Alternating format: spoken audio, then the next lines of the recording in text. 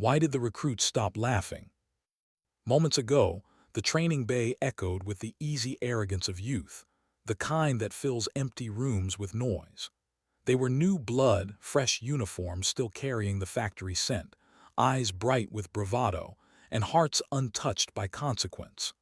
The kind of men who believed toughness came from how loud you could shout or how hard you could hit. And then she walked in. Anya Sharma. No uniform, no rank on her chest, just a quiet woman in a gray long-sleeved shirt and worn cargo pants. Her boots were polished but not new, her posture relaxed but balanced like someone who'd long ago stopped trying to prove anything. She carried no visible weapon, no clipboard, no air of authority.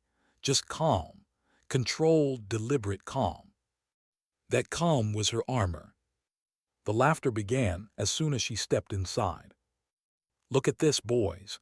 Central Command sent us a den mother," said Staff Sergeant Riggs, the kind of man who mistook mockery for leadership. His voice boomed through the room, dragging along a chorus of snickers from his recruits. "Ma'am, are you lost? The knitting club meets on Tuesdays." The crowd erupted. The young men, puffed up with new confidence and a dangerous ignorance of consequence, laughed harder than the joke deserved. They didn't know her. They didn't need to.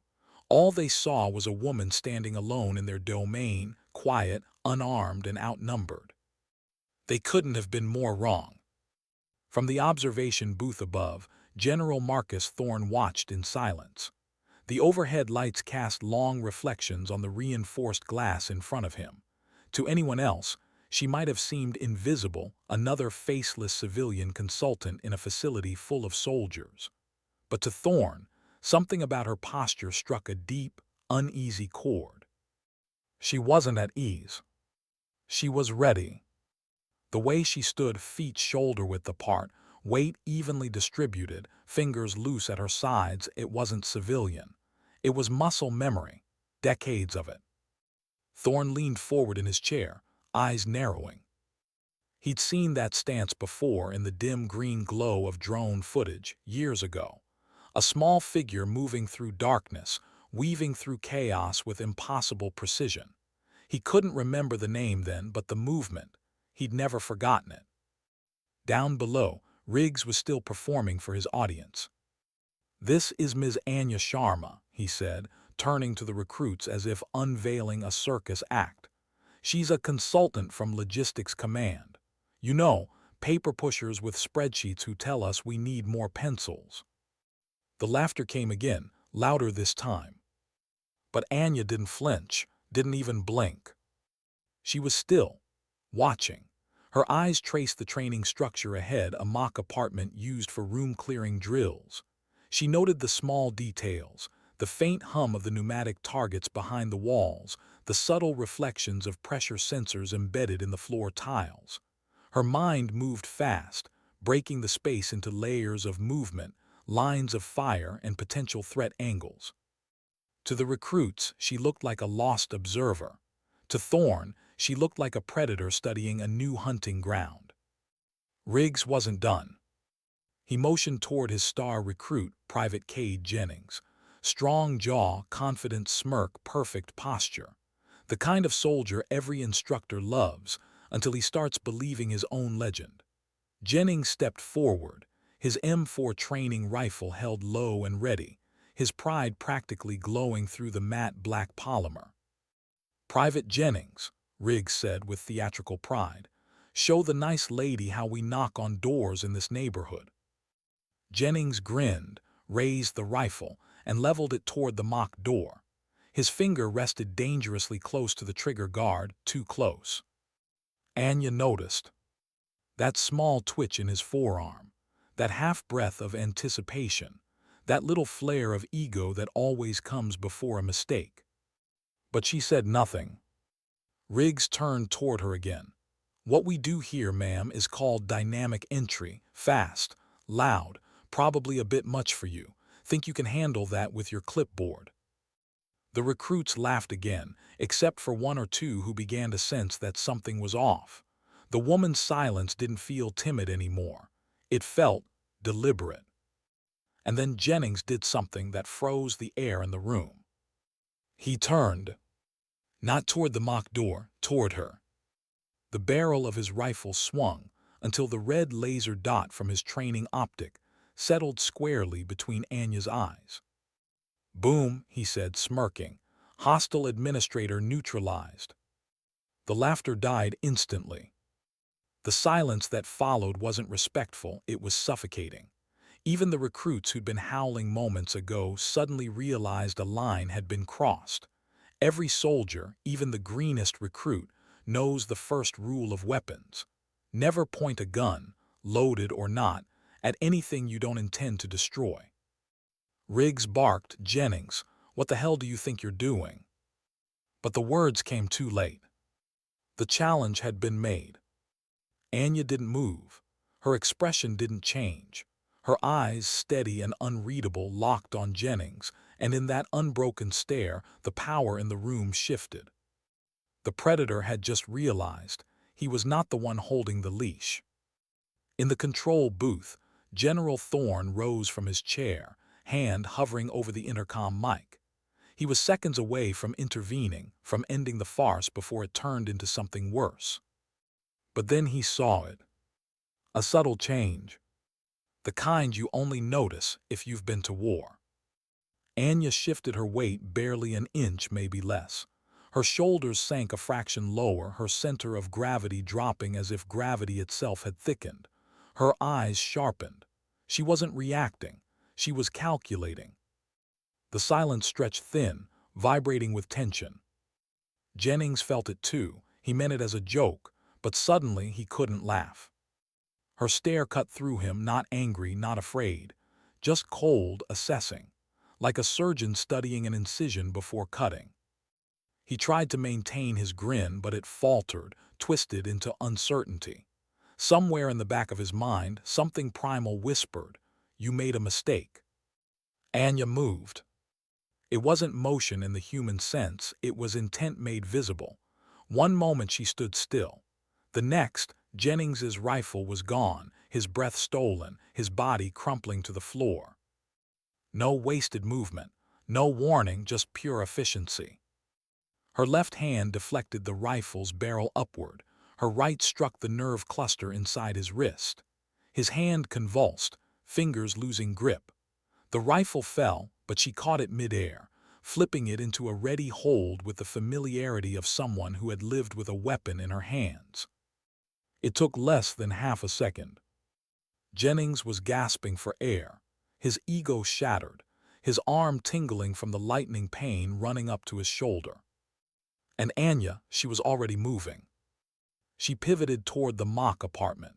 The sensors triggered, releasing the first target from behind a door, a mannequin rigged with motion detection. 2 short bursts of compressed air rang out. TSH, TSH. 2 center mass hits. The next target appeared, left flank, high window. She rotated at the waist, feet anchored, and fired again. 2 more perfect hits. She didn't pause. Targets 3 and 4 popped out opposite each other. It was a trap designed to force hesitation. She didn't hesitate. Dropping to one knee, she fired at the closer one, pivoted slightly, and put 2 shots into the second. The final target appeared, a hostage-taker mannequin with only a sliver of its head exposed behind a civilian figure. Anya took one calm breath. TSH. Perfect shot. The timer on the wall flashed 31 seconds. Then silence. No one moved. No one spoke. Even the faint hum of the training bay seemed to fade beneath the weight of what they'd just witnessed. Jennings was still on the floor, clutching his wrist. Riggs's mouth hung open. The recruits who'd been laughing seconds ago looked pale, uncertain, their cocky energy evaporated.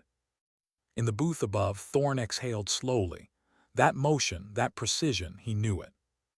Zagros Mountains, 2009. He had seen those movements before through a drone feed, in the chaos of a raid so classified it didn't officially exist. A small figure clearing rooms like a ghost, moving faster than thought. He leaned forward, whispering under his breath, "It's her." Anya stood in the center of the training bay, rifle lowered, her breathing even. She ejected the magazine, cleared the chamber, and placed both neatly on a nearby table. No words, no victory pose. She just turned, calm, unshaken, while the recruits stood frozen in the wake of something they couldn't name. The silence was broken only by Jennings's ragged breathing. He looked up at her, the woman he'd mocked, the one he'd aimed at, and saw not humiliation but clarity. He realized, with painful precision, that the rifle had never made him dangerous. His ignorance had, and hers, her silence, had just saved him from learning that the hard way. Anya didn't look at him, didn't need to. Her eyes drifted back toward the mock room she'd cleared. Her mind, already replaying the engagement, noted microseconds she could have shaved off, small imperfections only she could see. Then she spoke for the first time that day. Her voice was soft, not commanding, not loud, but it filled the room anyway. 31 seconds, she said, still too slow. And then she walked away. The recruits didn't dare breathe.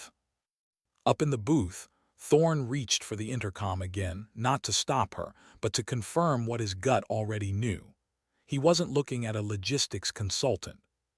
He was looking at a ghost from his past. And ghosts never appear by accident. They didn't speak for a long time after she left the training floor. The recruits stood like statues, still processing what had just unfolded.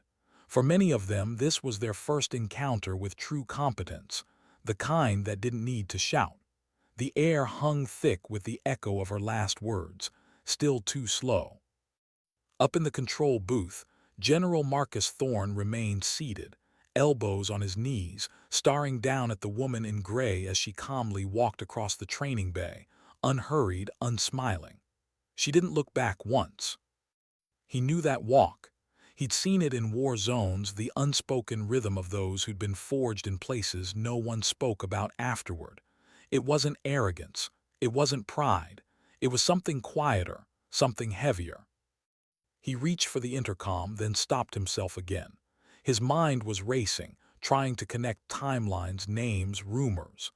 Zagros Mountains, 2009, the mission that never existed. The one where 6 operators went in and only 3 came out. One of them, Thorne remembered, was a woman. Her file had been sealed, her record scrubbed under the blanket of classified at source. Even her call sign had been erased from after-action reports, but those who were there whispered about her. They called her Ghost Mother. Because in a night filled with fire and chaos, she'd moved like smoke, guiding others out, never once raising her voice, and when it was over, she vanished. Down on the training floor, Riggs was still frozen, his mouth dry, his confidence leaking out of him in silence. He glanced toward Jennings, who sat slumped against the wall, cradling his arm, staring into nothing. The recruits who once worshipped him now avoided his eyes. They were afraid of catching the same humiliation, of seeing themselves reflected in that shattered pride. General Thorne straightened, pressing the intercom button at last. His voice, deep and deliberate, boomed through the speakers. "Stay exactly where you are." Riggs stiffened. The recruits snapped to a half-hearted attention, their movements awkward, uncertain. Thorne descended the steel steps, boots echoing down the metal as he entered the training bay. The silence thickened. Even the pneumatic systems above seemed to hold their breath. He didn't look at Riggs, didn't look at Jennings. His eyes stayed on Anya Sharma, who was now standing quietly near the exit, hands folded loosely before her, expression unreadable. Thorne stopped a few feet away from her. For a moment, neither spoke. Then, in a low voice that carried the weight of memory, Thorne said, "I haven't seen a transition that clean since Zagros. There was only one operator who moved like that." The recruits exchanged confused glances. Zagros meant nothing to them, but Riggs's face twitched. He'd heard the name before. A myth passed around in late-night briefings. Thorne continued, eyes locked on Anya. "You were there." Her gaze didn't waver, I was. Delta, he asked quietly. A pause, then the smallest nod. Thorne exhaled. That was all the confirmation he needed. He turned toward the recruits, his tone shifting from disbelief to steel. "Sergeant Riggs," he said, his voice cutting through the air, "bring up the personnel file of Master Sergeant Anya Sharma on the main screen." Riggs hesitated. "Sir, I." "Now." Riggs scrambled to the console, his hands shaking. Within moments, the massive wall monitor flickered to life, a blue digital form with classified headers and security stamps. At the top, bold letters appeared. SHARMA, ANYA Master Sergeant, retired. The room fell silent again. Line by line, Thorne read aloud, his voice steady, each word landing like a hammer blow against their shame. Unit designation: United States Army Special Operations Command, 1st Special Forces Operational Detachment, Delta. A murmur rippled through the recruits. They all knew the name, even if they pretended not to. The unit that didn't officially exist. The ones who went where no one else could. Primary MOS, 18Z Special Forces Senior Sergeant, Master Breacher, Advanced Urban Combat Instructor, Halo HAHO qualified. He paused, scanning further down. Silver Star, 3 bronze stars with Valor device, Purple Heart 3 times. No one breathed. Jennings's eyes widened, his face draining of color. The woman he'd mocked, the one he'd aimed his rifle at, the one he'd called Den Mother. She was Delta Force. Thorne turned away from the screen and faced them. "This paper pusher," he said slowly, "has more confirmed enemy kills than this entire platoon has push-ups. She's kicked down doors in places you can't pronounce, and she's earned the kind of silence you boys haven't yet learned to respect." Riggs's jaw clenched. He looked like he wanted to sink through the floor. Thorne stepped closer to Anya. Then he did something no one expected. He saluted. A full, deliberate regulation salute, from a general to a retired master sergeant. It wasn't ceremony, it was reverence. "Master Sergeant Sharma," he said, his voice quiet but firm, "it's an honor to have you here." Anya inclined her head, returning a small nod, not for vanity, not for validation, just acknowledgement. "I appreciate that, sir," she said softly, "but I didn't come here for honors. I came to see what kind of soldiers we're building." Her eyes drifted across the line of recruits, stopping on Jennings. He tried to look at her but couldn't. The weight of her gaze was too much. Anya's tone was calm, but it carried a quiet edge. "You think being loud makes you strong. You think looking the part makes you dangerous. But on the day it matters, when it's dark and the noise fades and you can hear your own fear breathing, the loudest one is usually the first to fall." No one moved, no one spoke. Thorne's voice broke the silence. "Dismissed." Riggs flinched. "Sir." "Dismissed, Sergeant. We'll speak later." The recruits filed out in silence, eyes low, boots scraping the concrete. No one dared look at her. Jennings lingered behind. He couldn't move. His throat was tight, his mind looping through every arrogant word he'd said, every smirk, every laugh. Thorne turned to leave, but Anya's voice stopped him. "Sir." He paused. She looked toward Jennings. "Let him stay." Thorne hesitated, then nodded once. "As you wish."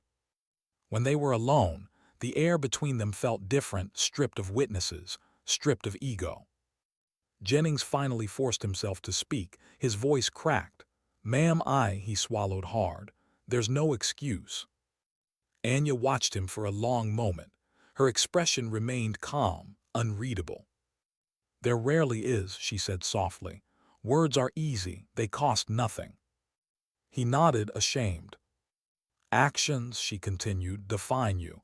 You made a mistake. The question isn't why you made it.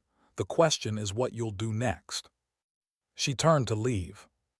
Jennings wanted to say more, to beg forgiveness, to explain that he hadn't known, but the words stuck in his throat.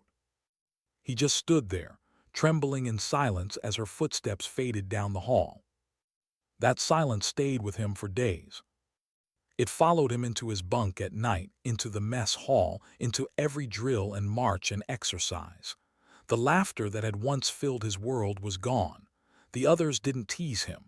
They didn't need to. He had been charmed.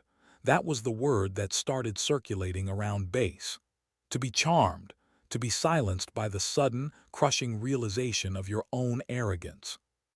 No one wanted to be the next. Riggs, stripped of his swagger, avoided eye contact with anyone. Thorne reassigned him within a week, a desk job at the supply depot, paperwork, endless, silent paperwork. The recruits, though, changed. Something in them hardened, not with pride but humility. They trained differently now. Quieter, sharper, more focused. And Jennings became something else entirely. He stopped showing off. He stopped talking. He volunteered for the toughest details, stayed late cleaning weapons, memorized field manuals until his eyes burned.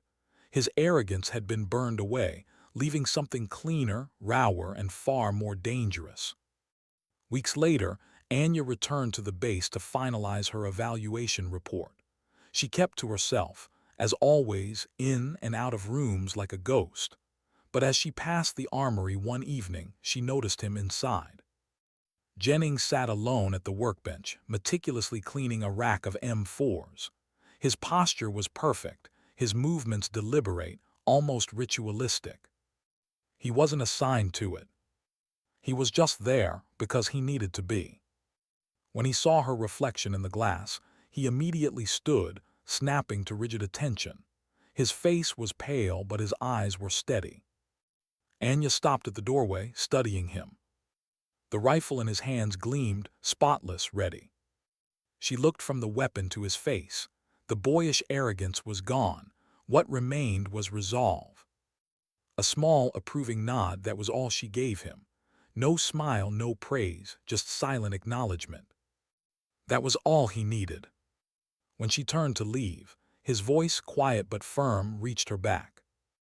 "Ma'am," he said, "thank you." She didn't answer. She didn't have to.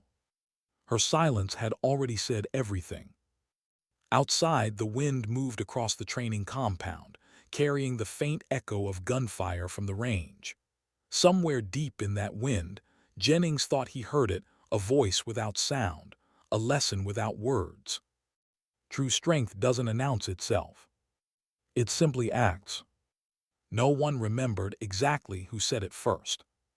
It might have been one of the recruits in Jennings' platoon, whispering it over dinner, eyes darting nervously toward the instructor's table. Or maybe it began in the barracks, a single offhand remark tossed into the air that caught like a spark in dry grass. But before long, everyone on base was saying it. You don't mess around unless you want to get Sharmed. It became slang, a quiet warning, an inside joke wrapped in awe. To get Sharmed, to underestimate someone and pay for it, to have your arrogance dismantled by quiet competence. The story of what happened in Training Bay 7 spread like wildfire through the base and beyond. No one told it quite the same way, and yet everyone agreed on one thing: she'd done it without saying a word. In some versions, she disarmed Jennings with a single finger. In others, she cleared the entire course blindfolded. But beneath all the exaggerations, the truth pulsed strong and clear. A truth so undeniable that even the most skeptical instructor spoke it in lowered tones. A woman walked into a room full of soldiers, and in 31 seconds redefined what strength looked like. It wasn't official doctrine. It wasn't a lesson written into any manual. But it became something far more enduring, a living story. And stories, when they ring true, become legend. For days, Jennings couldn't walk through the compound without feeling the weight of it. Conversations went quiet when he entered. Eyes followed him, not with ridicule but with something sharper, curiosity, a strange respect. He didn't speak of what happened. He never would. But every morning before the sun rose, he'd be there on the range or the obstacle course or the simulator room, sweat-soaked, silent, methodical. He didn't train to erase the humiliation. He trained to honor the lesson. The recruits noticed. His quiet endurance infected them. The laughter faded from the barracks. The competition turned inward. They started asking themselves the same question she'd asked him. What will you do now? It changed everything. By the end of that training cycle, their unit's evaluation scores shattered records. Precision improved. Discipline tightened. Riggs's replacement, a measured staff sergeant named Ortega, didn't need to shout. His men already understood. They'd seen what real power looked like, and it didn't come from volume. In the base canteen one night, Ortega found Jennings sitting alone, polishing the same M4 he once pointed at the wrong person. Ortega sat across from him, quiet for a moment before speaking. She still gets in your head, doesn't she? Jennings didn't look up. Every day, staff. Good, Ortega said, means you're learning. Jennings exhaled slowly. I thought I knew what it meant to be a soldier. Turns out I was just loud. Ortega nodded, the corner of his mouth twitching in a faint smile. Most of us are, until someone shows us the difference. He tapped a finger on the table. You planning to see her before she leaves? Jennings hesitated. She doesn't seem like someone who wants to be seen. Ortega smirked. You're probably right, but maybe that's the point. By the next morning, Anya Sharma was gone. No farewell ceremony. No handshake, no goodbyes. Just a line in a duty log. Consultant Sharma, evaluation completed. Report submitted, departed compound. Her disappearance only deepened the legend. The less they saw her, the more they felt her presence. Instructors began invoking her name in training sessions. When a recruit fumbled a drill, they'd mutter, "Do it again, the Sharma way." When someone boasted too loud, they'd be met with a quiet, knowing smirk. It wasn't mockery, it was respect in disguise. Weeks passed, then months, the story grew. In the main corridor outside the training bays, someone, no one knew who, pinned up a single printed photo. It was a still frame taken from the security footage of that fateful day. Anya kneeling on one knee, rifle steady, sight locked on the final target. Below it typed in bold, "The standard is the standard. Master Sergeant Anya Sharma, 31 seconds." At first the commanders considered taking it down, but General Thorne intervened. "Leave it," he said. So it stayed. And slowly, something remarkable happened. The plaque became a ritual. Every new class of recruits stopped to look at it before their first exercise. Some touched it for luck. Others just stared, studying the calm in her eyes, the poise in her stance, as if trying to absorb some fraction of that stillness. Over time, the phrase "the standard is the standard" became the unit's unofficial motto. It was whispered before missions, etched into notebooks, carved into lockers. It meant don't talk about it, be it. For General Thorne, it became something even deeper. He carried the memory of Zagros Mountains like an old scar. In that frozen, cursed valley, he'd lost good people, men and women whose bravery never made the headlines. And among the reports, one name had always haunted him, redacted and erased. Now, standing in front of that photograph, he finally had a face to the ghost. He found her report on his desk one morning, printed on plain white paper. No flourish, no self-importance, just cold precision.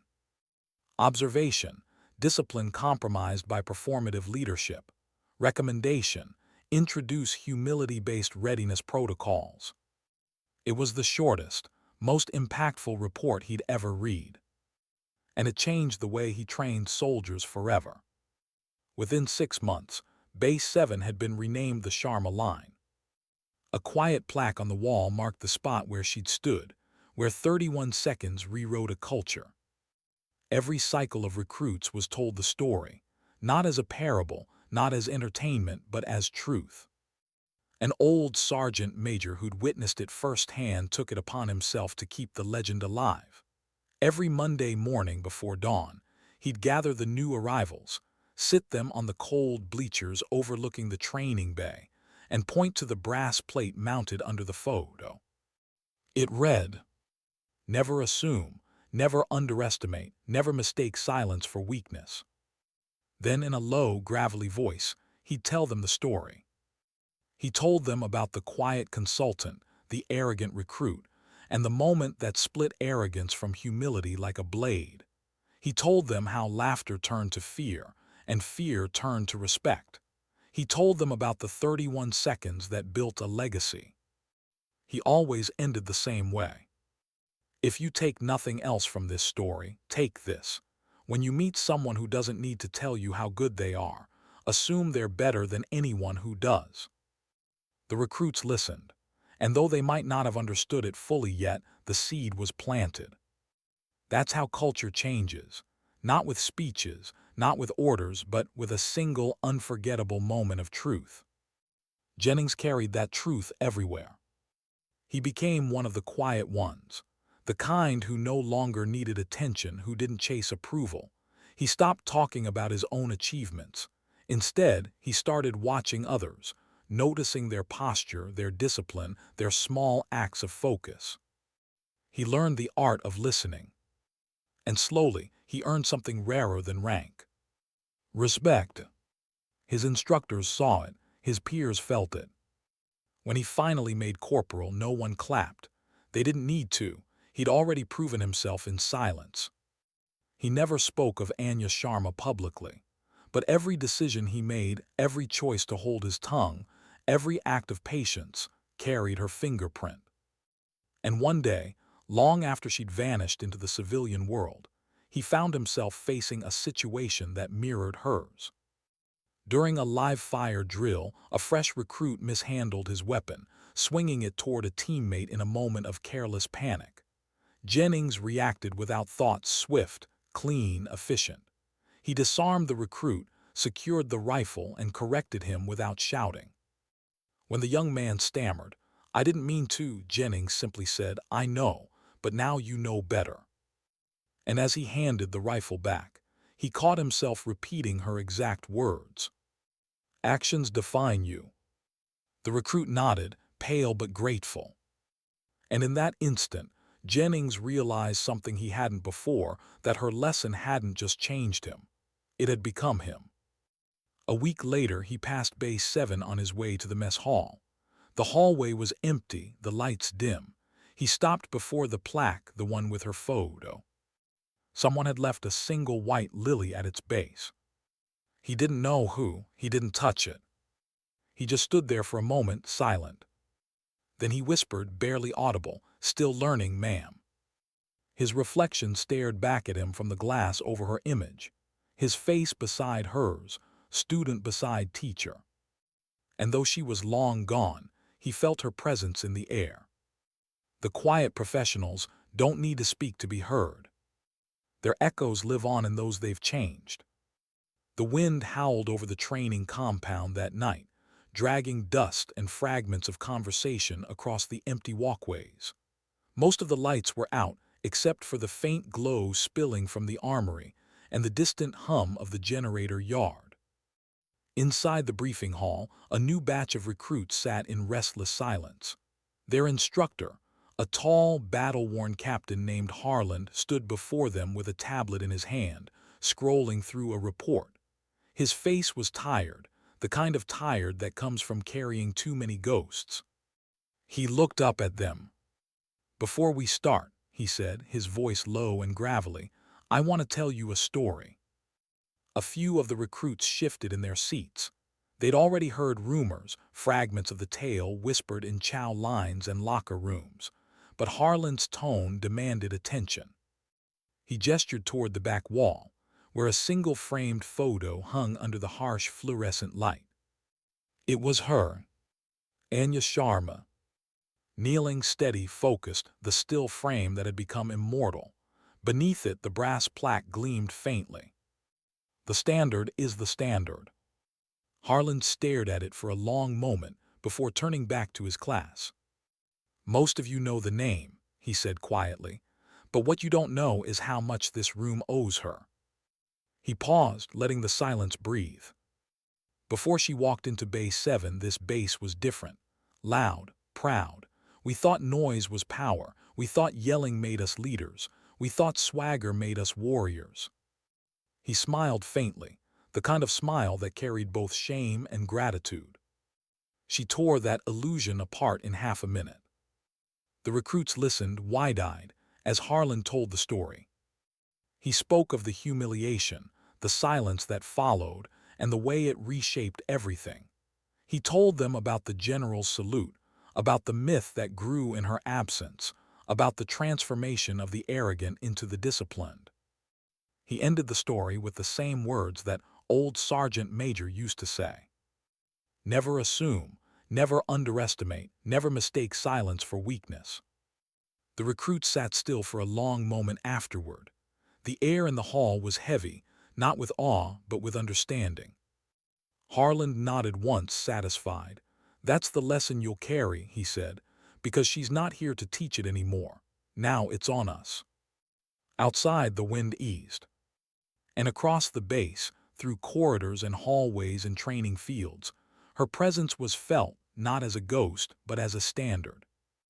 Anya didn't know about any of it. She had returned to civilian life months earlier, quietly and without ceremony. Her days were simple now: morning runs before dawn, coffee in a chipped mug, long walks with no destination. But the quiet was different than before. It wasn't peace. It was something heavier, more reflective, the kind of quiet that follows years of constant noise. She traded combat zones for grocery aisles, gunfire for birdsong.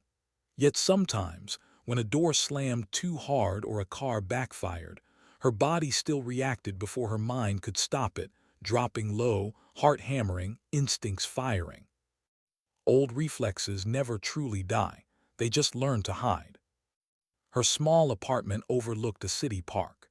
Every morning she'd sit by the window watching joggers pass by, mothers pushing strollers, children laughing. It should have been comforting. But sometimes, it just reminded her how far away she was from the world she used to know. She missed the discipline, the purpose, the belonging, but she didn't miss the noise. What she missed most was the silence between chaos, the quiet heartbeat of trust, when every person in a team knew what the others would do without speaking. That kind of connection couldn't be found in civilian life. One morning, a thick envelope arrived at her door, no return address, just a Department of Defense seal. She turned it over in her hands for a moment before opening it. Inside was a simple letter. From Capt. K. Jennings. Subject update. She blinked at the name. Jennings. The recruit who had pointed a rifle at her. The one whose arrogance had collapsed in on itself like a dying star. The letter was brief, written in the clipped tone of a soldier who still hadn't quite learned to speak like a civilian. Ma'am, it's been a year since the day in Bay 7. I thought you should know they renamed it, the Sharma line. We use it to teach every new class. Never assume. That's what it says on the plaque. I wanted you to know your lesson stuck. I'm leading a platoon now, not because I shouted the loudest, because I learned to listen first. You once said actions define us. I've tried to make mine worthy of the standard you set. If you ever find yourself near the base again, the door's open. Respectfully, Captain Jennings. Anya folded the letter carefully, setting it on the small table beside her chair.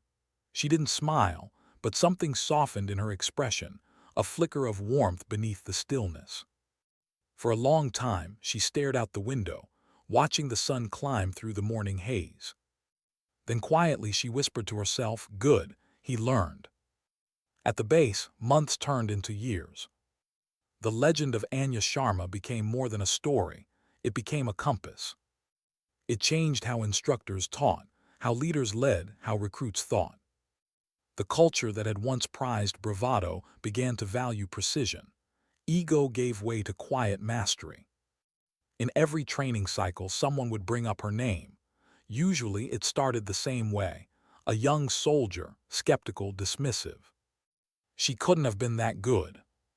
She's just a myth. There's no way she was Delta. And then the older NCOs would look up from their desks with that half smile, the one that meant they knew better. You'll learn, they'd say. Sometimes during leadership courses, the instructors would play the footage. Not the edited version that circulated online, but the raw, uncut recording, the 31 seconds that began with her disarming a laughing recruit and ended with 5 perfect shots. It was silent except for the hiss of pneumatic air and the dull thud of training rounds. No music, no commentary, no narration. Just the truth. The recruits would watch, their expressions slowly changing from disbelief to awe. And by the end, when the timer froze at 31.04 seconds, no one spoke. They didn't need to. The silence said everything. Jennings grew into his new role with quiet conviction. The lessons that had once humbled him now guided his every decision. He never forgot her words. Actions define you. He lived by them. In the field, he was calm under fire, not because he wasn't afraid, but because he'd learned that fear could be managed through focus.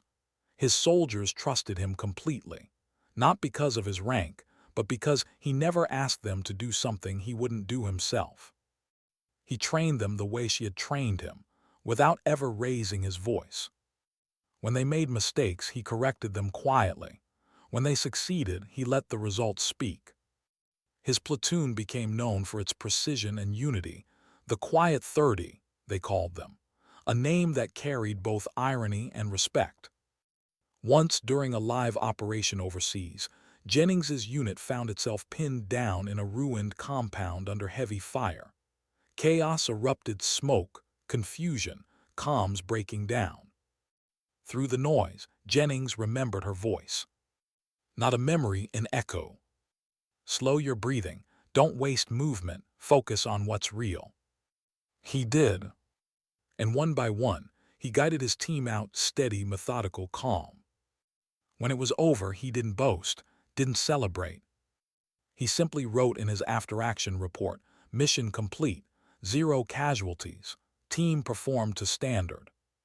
That was all. But every man in that unit knew what he meant. The standard. Her standard.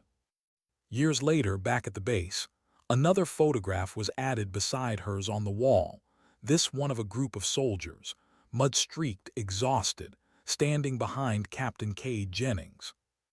Below it, a small plaque read, "Led quietly, lived the lesson." By then, the Sharma line had become sacred ground, not a monument but a reminder, a checkpoint of humility. And though most of the new recruits never met her, they all felt her presence, woven into every unspoken rule, every moment of stillness before action. The general who'd once saluted her retired with honors. The old sergeant major passed on his duties to a younger instructor who carried the same quiet fire. And somewhere in a small apartment overlooking a city park, a woman with gray in her hair and calm in her eyes received another letter, this time not from a soldier seeking forgiveness, but from one passing the torch. The letter arrived in late autumn. By then, the trees outside Anya's window had shed their leaves, scattering gold and rust across the pavement. The city air carried that sharp chill that reminded her of mountain mornings during deployment, cold enough to bite, calm enough to remember. She sat at her small table, a half-empty mug of coffee cooling beside her, the unopened envelope resting beneath her fingertips. She, grown used to letters like these. They came every few years, short, simple, from people she'd trained or influenced, though she never sought them out. They were echoes, reminders that her time in the shadows had left traces that refused to fade. She opened this one carefully. "Ma'am, it's Sergeant Mason Ortega now. I took over Training Cycle 6 last spring. You don't know me, but you trained the man who trained me. The Sharma line is still here, still shining, still teaching. We tell your story before every new class begins, but I thought you should know the recruits don't see it as a myth anymore. They treat it like a standard, something real. They don't talk about beating it. They talk about living up to it.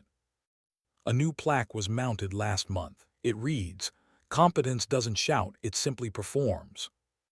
Every one of us believes that now. Thank you for showing us what quiet professionalism looks like.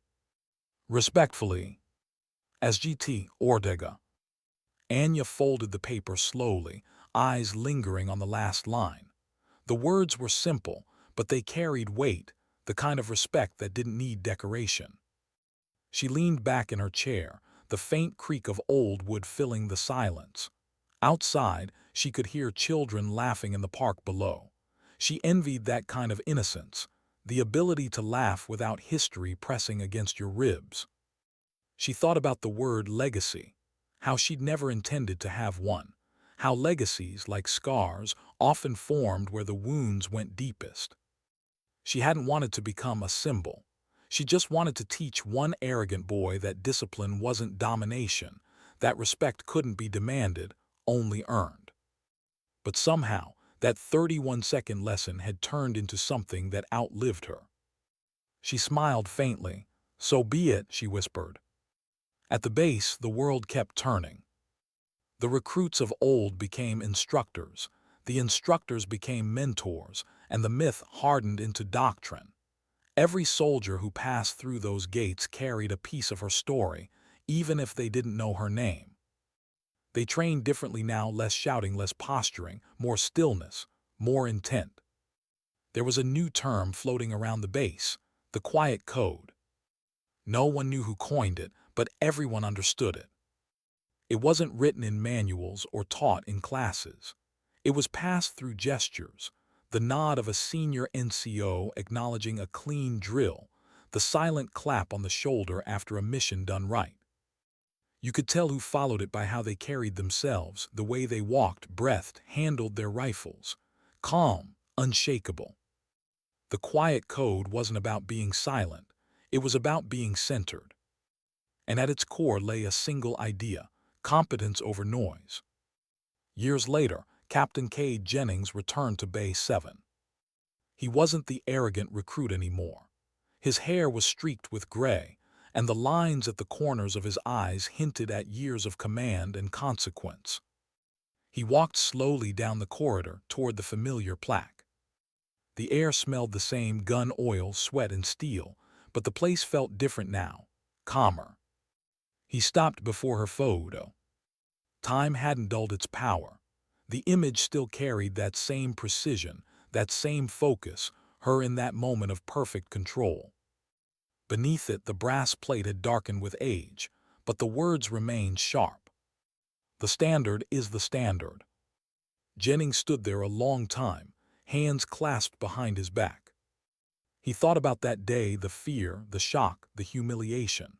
The rifle in his hands, the smirk on his face, the crushing realization that followed. And he realized something. It wasn't just that she'd beaten him. It was that she'd redefined him. He whispered, "Thank you, ma'am."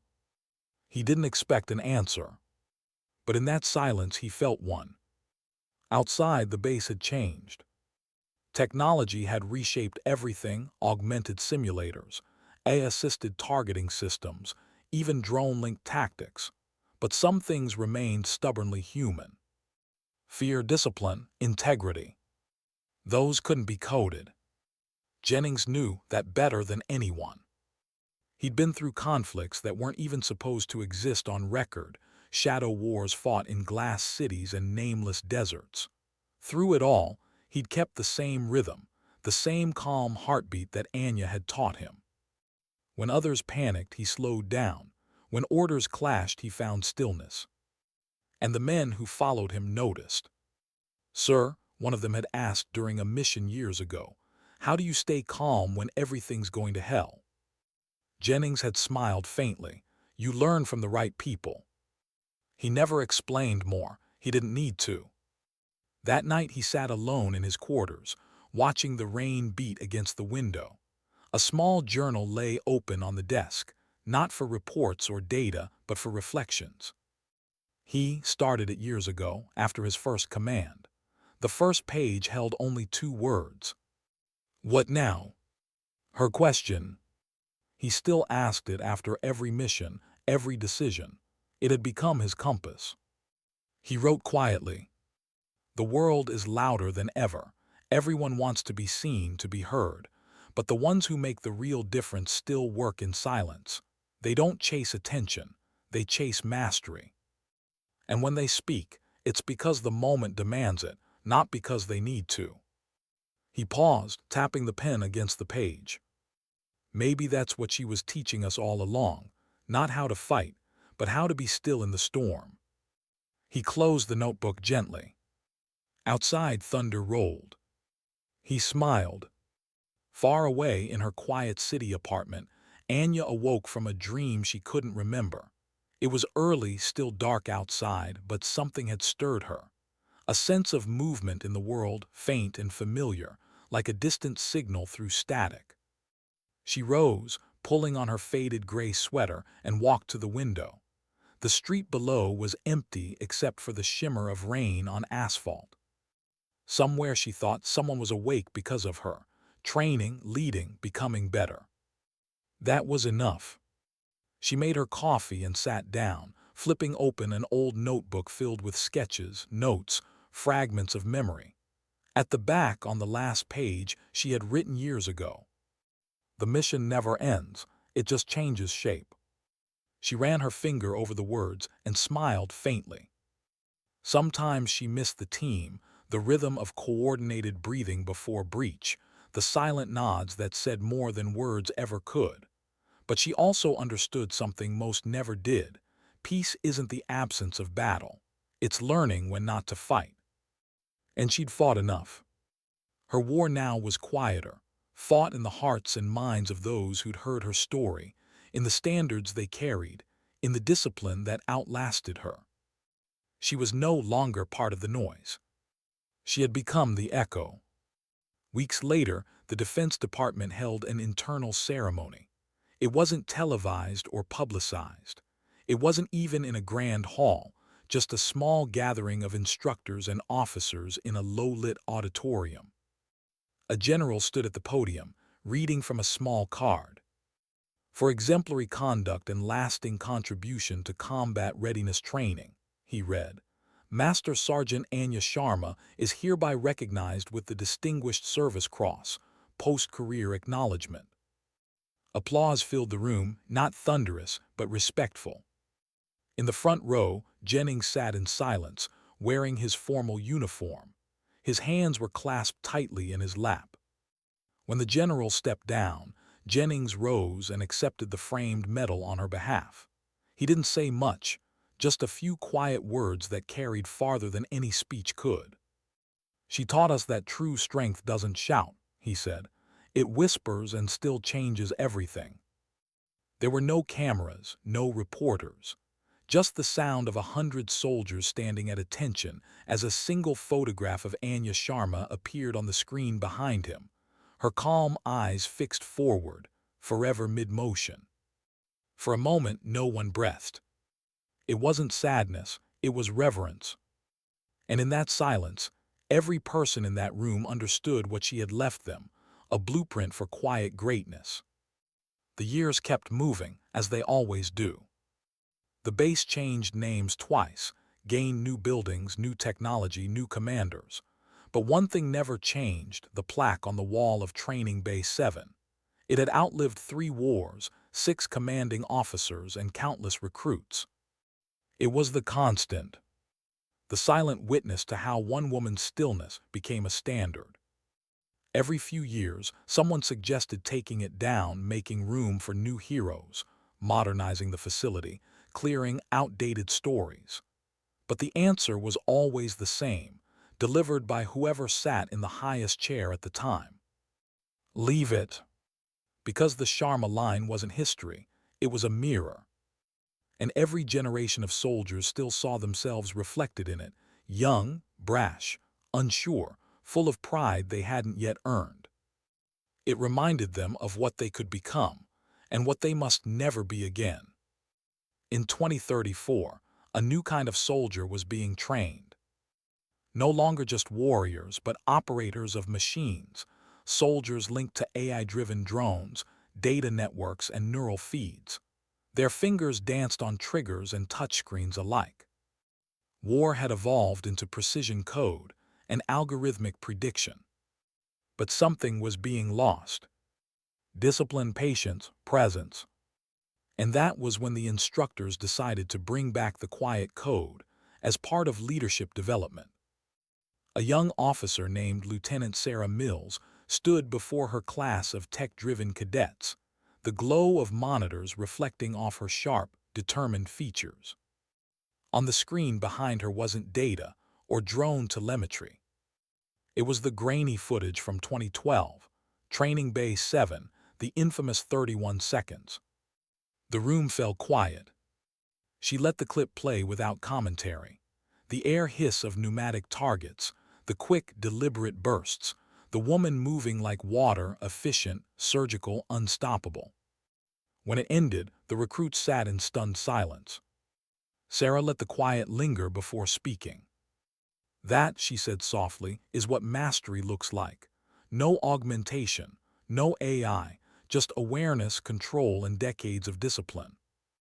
One of the cadets, a tall, restless young man, raised his hand.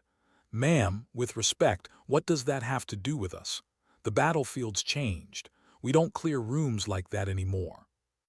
Sarah looked at him. "You're right, the battlefield changed, but people haven't." She walked toward the center of the room, her boots echoing against the tile. Technology amplifies who you are. If you're arrogant, it magnifies your arrogance. If you're disciplined, it magnifies your precision. What you saw in that video isn't a tactic, it's a mindset. She turned back to the screen, to the image of Anya Sharma frozen mid-motion. "That's the quiet code," she said.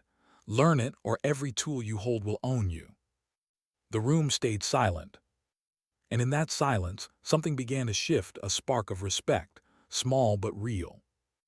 Meanwhile, hundreds of miles away, in a modest apartment overlooking a quiet river, Anya Sharma was living what most would call a peaceful life. Her hair had gone silver, her movements slower, but her presence remained unchanged, calm, precise, deliberate. Every morning she still woke before dawn, stretched, and brewed coffee with the same discipline she once applied to mission prep. Her world had shrunk, but her clarity hadn't.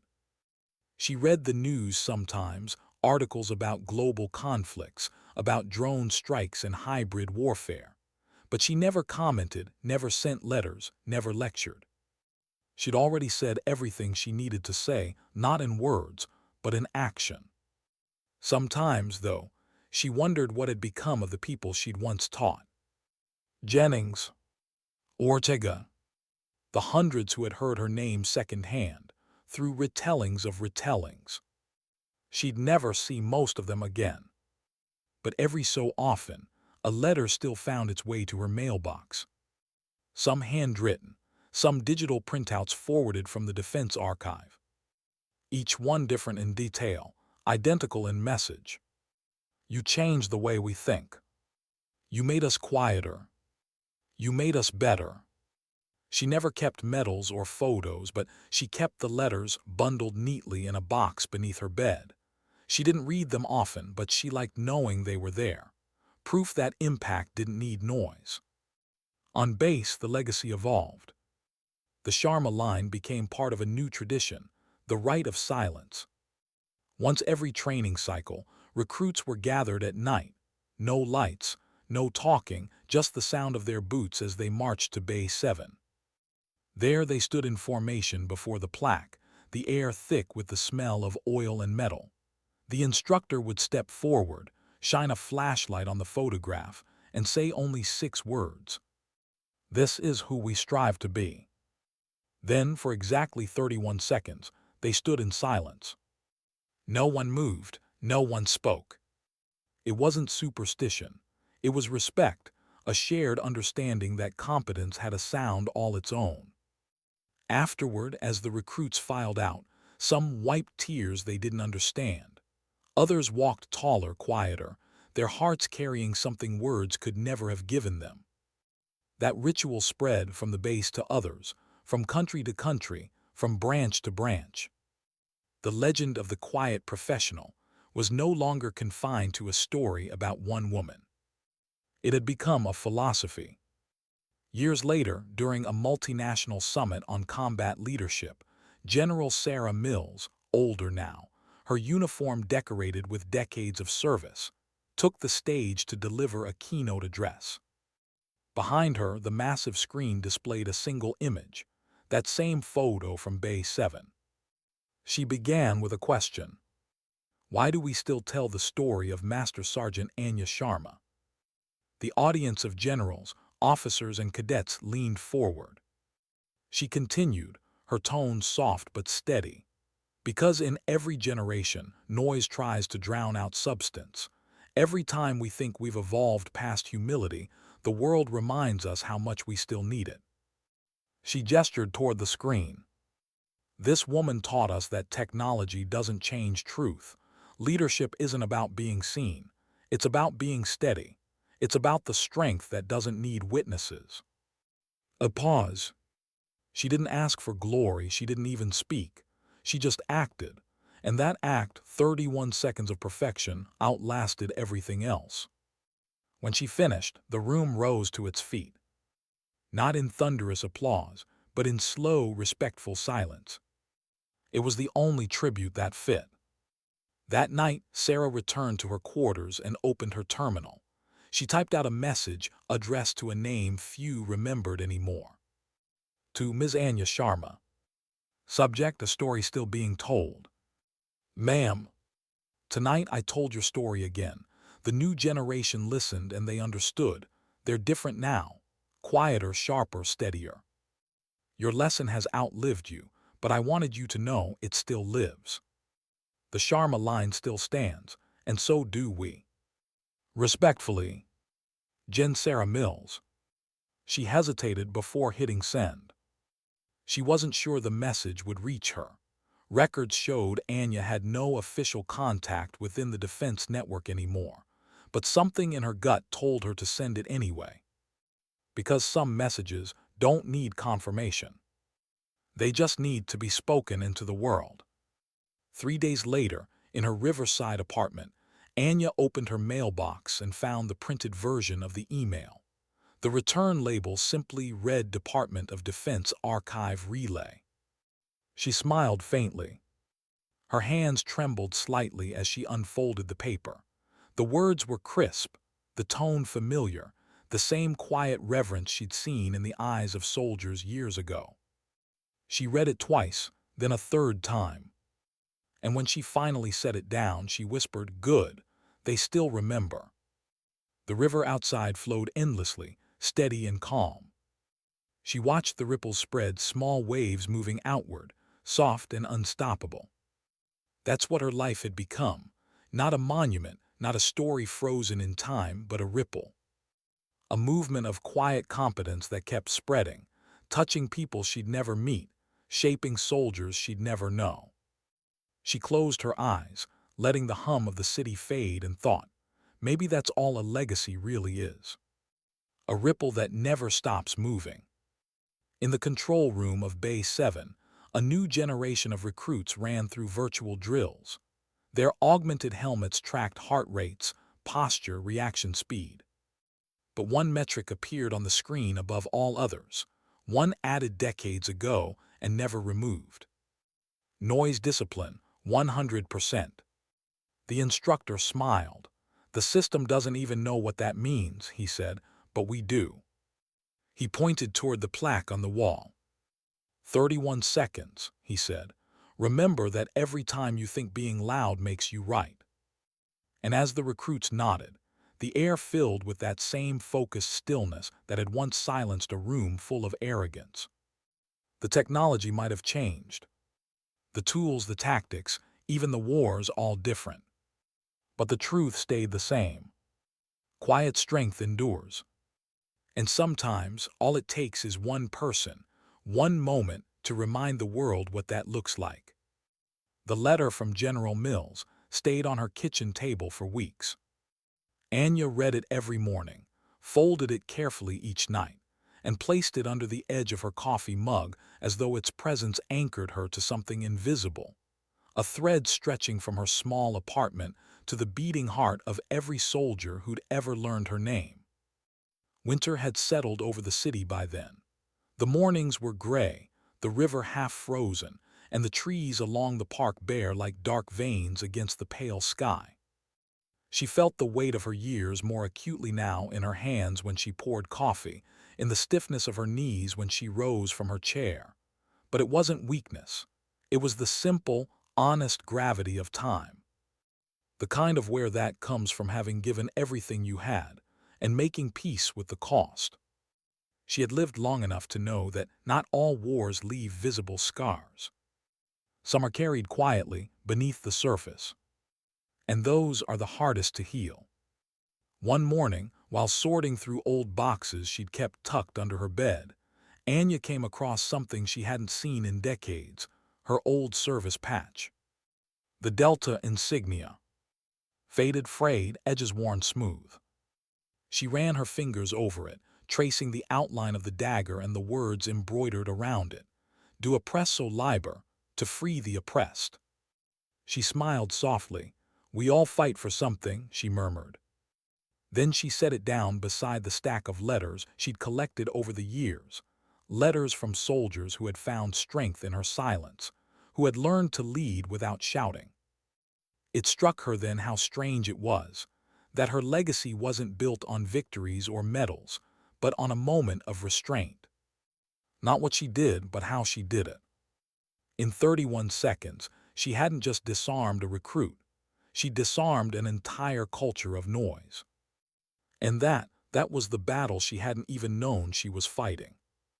Across the ocean, in a new training compound bearing her name, the Sharma Center for Urban Combat Excellence, a young instructor named Lieutenant Avery Brooks was preparing his class for their final evaluation. He wasn't old enough to have met her, but he'd heard the story his entire career. He stood before the new recruits, tired, sweaty, and restless, and pointed to the massive mural painted on the back wall, a lifelike depiction of Anya in her gray shirt and cargo pants, mid-motion, rifle steady, eyes calm. Below the image, the words were etched in gold. True strength whispers. All right, Brooks said, packing before them. You all know who she was, but I'm not here to make you worship a legend.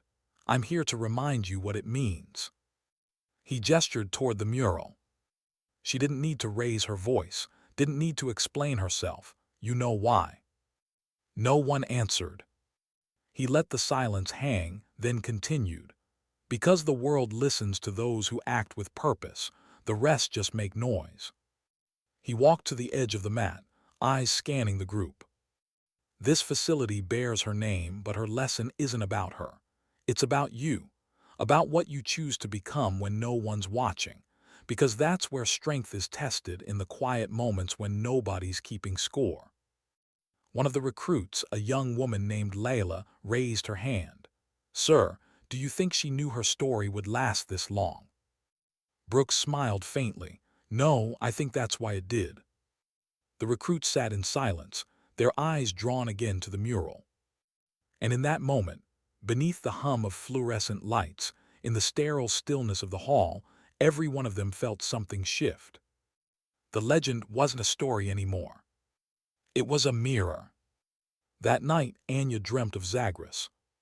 The mountain wind howled around her, sharp and cold, biting through fabric and skin. She could hear the crack of distant gunfire, the muffled shouts of her team, the rhythmic pulse of her own heartbeat echoing in her ears. She moved through the ruins of a burned-out village, her rifle steady, breath controlled. The world had collapsed into moments: step, scan, breathe, decide. Then suddenly, everything fell silent. No gunfire, no noise, just her, standing in the middle of the cold wind, looking out over the endless white peaks. She lowered her weapon, exhaling slowly. And then she saw them, her old teammates. not as ghosts but as memories, walking past her with quiet smiles. They didn't speak, they didn't need to. They were telling her something. Something simple. It's okay to rest now. When she awoke, her cheeks were wet with tears. She hadn't cried in years. Not from fear, not from pain, but from something gentler, a kind of release. She poured herself a glass of water, sat by the window, and watched the sunrise paint the river gold. For the first time in a long time, she allowed herself to feel tired. Truly tired. Not the kind of fatigue that demands endurance, but the kind that asks for peace. In the weeks that followed, the letters came more often. From soldiers she'd never met, from instructors she'd once influenced, from young cadets who had read her name on a wall and felt something stir in their chest. "Ma'am, I'm writing from the Sharma Center. I'm not sure you'll ever read this, but I want you to know I joined because of you. They say your story started as a lesson, but for us, it's a way of life. We train quietly. We fight clean. We don't show off. We just do the work. You taught us that competence doesn't need a stage. It just needs purpose." She read them all. And every time she did, she felt that quiet satisfaction, the kind no medal could ever match. Legacy wasn't about being remembered. It was about making sure the right people carried the torch after you were gone. One evening, a knock came at her door. She opened it to find a familiar face, Cade Jennings, older now, silver hair at his temples, a soft exhaustion in his eyes. He smiled. "You didn't think I'd let you disappear again, did you?" Anya laughed, the sound dry but warm. "You got old." He shrugged. "Takes one to know one." They sat for hours, drinking tea, trading small stories, not about war or medals, but about quiet things. Gardening, favorite books, the absurdity of civilian life. Then, as the evening light dimmed, Cade leaned forward, his tone soft. "You know they renamed the new leadership award after you, right?" She raised an eyebrow. "They what?" "The quiet professional commendation," he said with a faint grin. "Given to soldiers who lead without shouting. You'd hate the ceremony." She chuckled. "Then it sounds perfect." They sat in silence for a moment. The city outside buzzed faintly, distant and unimportant. Cade glanced at her, his voice quieter now. "You changed everything, you know that." Anya shook her head. "I didn't change anything. I just reminded them who they were supposed to be." He nodded slowly. "Maybe that's what change really is." She looked out the window at the fading light, at the calm river. "I just wanted them to understand one thing," she said softly. "That dignity doesn't shout, it simply acts." Cade smiled. "They understand, ma'am, they really do." Later that night, after he left, she stood by the window again, her reflection merging with the dark glass. She thought of all the faces, those who'd laughed, those who'd learned, those who'd carried her lesson into battles she would never see. The soldiers who'd turned her silence into a language of its own. And she realized she wasn't afraid of being forgotten anymore. Because she wouldn't be. Not as a name, but as an idea. Some truths don't fade. They echo. And as the night deepened and the hum of the city softened into stillness, she whispered the same words she had spoken to herself after every mission, every choice, every battle survived. Mission complete. Then she turned off the light. And the room, like her legacy, stayed perfectly quiet. The morning she didn't wake up was the quietest the city had ever been. No alarms, no calls, just the soft hum of the river and a pale beam of sunlight slipping through the curtains, resting on the edge of her coffee mug half full, still warm from the night before. Anya Sharma passed away in her sleep. No struggle, no sound, just stillness, as though she'd simply exhaled one last time and decided that was enough. When the landlord found her the next afternoon, the television was off, her notebook open, and a letter half written on the table. The pen had rolled to the floor. The letter read only 2 words. "Thank you." The news spread slowly. Not through headlines or broadcasts. She'd never wanted that. It moved the same way her lessons had, quietly, through word of mouth, from soldier to soldier, base to base. Jennings got the call first. He sat in silence for a long time afterward, staring at the photo on his desk. Her, standing with the training rifle, expression calm, composed, eyes full of something unbreakable. He didn't cry right away. He just whispered, "Rest easy, ma'am." Then he stood, straightened his uniform, and went outside. The sky was gray, the air cold. Somewhere in the distance, he thought he heard the faint echo of her voice, or maybe it was just memory. Either way, it steadied him. He made one call, then another, and within hours, something remarkable began to happen. At bases across the country, even across oceans, soldiers began standing still. No orders, no announcements, just small groups of men and women stepping out onto training fields, flight lines, hangars, and decks, removing their caps and lowering their heads. For 31 seconds. No words. No salute. Just silence. It spread like a wave across continents, across time zones, across generations of soldiers who had never met her, but had lived by the code she'd left behind. Somewhere, a drone operator paused mid-simulation and closed his eyes. A medic in Kabul stopped bandaging a wound and whispered, "This one's for you." A pilot high above the Pacific tilted her head and murmured, "Thank you for the standard." No one coordinated it, no one had to. They all just knew. Because the quiet code wasn't about obedience. It was about respect. And respect doesn't need instructions. 2 days later, the Defense Department issued a short statement. "It is with deep respect that we acknowledge the passing of Master Sergeant Anya Sharma, RET, whose discipline and mentorship shaped generations of soldiers. Her legacy, defined by calm excellence, will remain the foundation of modern leadership doctrine." There were no televised funerals, no public honors. Just a small, private ceremony held at dawn, beside the river she'd watched for so many years. A few close colleagues attended: Cade Jennings, Sarah Mills, Mason Ortega, and a handful of younger instructors from the Sharma Center. The wind carried the faint scent of rain. Jennings stood by the wooden casket draped in the old flag she once refused to salute for herself, and said the only thing that needed saying. "She didn't teach us how to fight," he said softly. "She taught us how to be." The others nodded. Sarah placed her hand on the coffin, whispering, "You never stopped leading, even when you walked away." And Ortega, the youngest of them, added, "The silence feels louder today." Jennings smiled faintly. "That's how we'll know she's still here."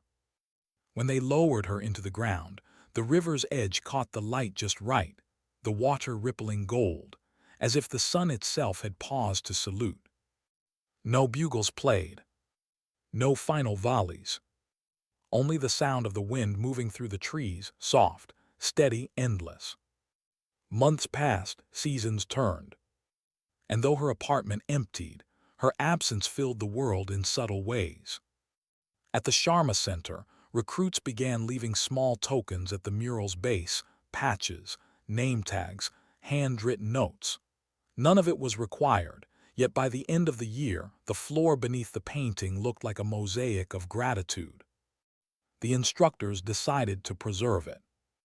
They framed the letters, sealed the items, and built a glass case around them. Above it, engraved in steel, they added a new inscription: "Legacy isn't what you leave behind, it's what you build in others." Every year afterward, on the anniversary of her passing, the facility observed what came to be known as the 31 seconds of silence at sunrise.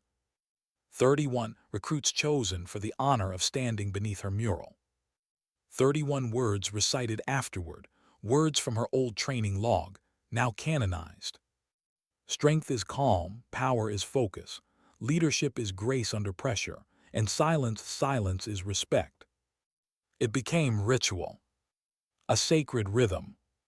Even as warfare evolved beyond anything she could have imagined, AI coordination, robotic units, virtual operations, the 31 remained untouched. Because every soldier, no matter how advanced their weapon or augmented their sight, still carried a human heart. And her story spoke to that. 10 years later, a documentary team from the Defense Archives visited the Sharma Center. They interviewed veterans, instructors, recruits, hundreds of people shaped by her philosophy. One of the final interviews was with General Sarah Mills, now nearing retirement. The interviewer asked, "General, after all these years, what does Anya Sharma mean to the modern soldier?" Sarah smiled, gaze drifting to the plaque beside her. "She means balance," she said. "In a world that keeps getting louder, she reminds us that clarity comes from quiet. She showed us that authority doesn't have to intimidate and leadership doesn't need applause." The interviewer leaned forward. "And what do you think she would say if she could see all this now?" Sarah laughed softly. "She'd probably roll her eyes and tell us to stop talking about her and get back to work." Then her tone softened. "But she'd be proud not of the fame but of the discipline that outlasted her. That's what she believed in." The documentary ended with an image, not of war, not of soldiers, but of the river at sunrise. A slow, cinematic shot, the same golden reflection she'd watched for years. And in the background, a single voice, Sarah's, reciting her final words from a recovered audio journal. "The mission never ends, it just changes shape. Some people lead with volume, others with silence. But in the end, it's not the noise the world remembers. It's the precision, the dignity, the quiet strength that never asks to be seen." As her voice faded, the screen turned black. A single line appeared. "Sometimes dignity doesn't speak, it simply acts." Years later, long after her story had become legend, long after her name was taught in officer academies as a case study in leadership, a young recruit named Danny stood before her mural. The lights were low, the air smelled faintly of oil and dust. Danny was nervous, first day of training, first time away from home, unsure if she even belonged. She stared at the mural, the calm eyes, the poised stance, the steadiness of that woman who had once faced mockery, danger, and silence, and turned them all into purpose. And for reasons she couldn't explain, tears welled in her eyes. She whispered, "I'll make you proud." Then she straightened her back, wiped her cheeks, and stepped into formation. Somewhere unseen, the ripple moved again. Because legacies like Anya Sharma's don't rest. They live in the posture of those who carry them forward. They breathe in the pauses between orders, in the stillness before impact, in the heartbeat before choice. They are the unseen compass of every soldier who learns that real power, the kind that lasts, is quiet. Far beyond that training hall, the river still flowed past her resting place. At sunrise, its surface shimmered gold, just like the day she was laid to rest. And if you stood there long enough, you could almost hear it, the faint rhythm of her voice, carried in the current, steady and timeless. Not speaking, not explaining. Just existing. Like a heartbeat beneath the surface of the world. And for those who listened closely, the message was always the same. Calm your mind. Hold your aim. Earn your silence. Because someday, when the noise fades, the world will remember the ones who didn't need to shout to prove they were strong. The ones who led quietly. The ones who, like Anya Sharma, understood that the truest kind of victory leaves behind no echo of arrogance, only the sound of peace. Sometimes dignity doesn't speak, it simply acts.